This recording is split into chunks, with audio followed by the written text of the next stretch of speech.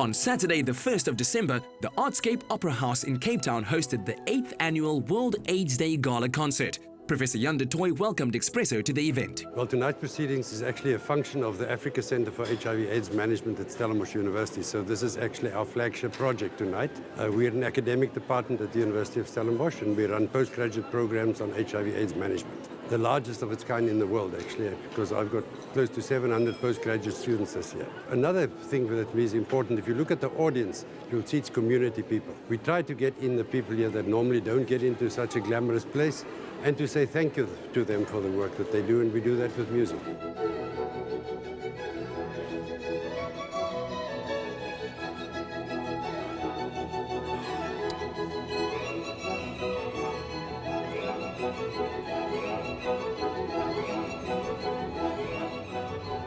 The concert is directed and produced by the first representative from South Africa to act as a National Goodwill Ambassador for UN AIDS, Professor Jimmy Earl Perry.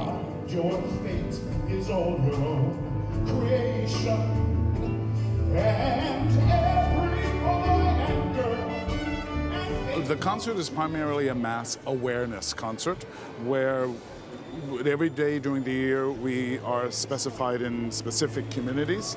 In this case, it's the entire community that we try to engage.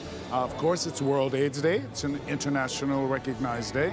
And what better time to invite the public to let them know the work we do and the work they have to do. Among the unsung heroes, individuals and organizations honored for their tireless work and dedication is Bunmi Makinwa, Director of the Africa Regional Office for UNFPA. First of all, we congratulate the University of Stellenbosch for putting together this kind of huge celebration and recognition of the importance of HIV and AIDS in the community.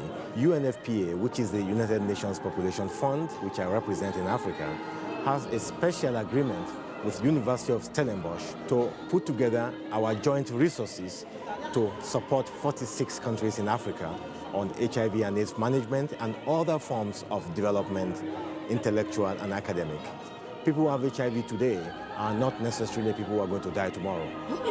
Diagnosed at the age of 22, Vuiseka Dubula dedicated herself to helping women and children in the struggle against HIV. I think the first thing is to live openly with my HIV status, to also show that people there is nothing to be afraid of, because to break stigma you have to confront it. And part of confronting it is to disclose openly, but obviously it doesn't work for everyone.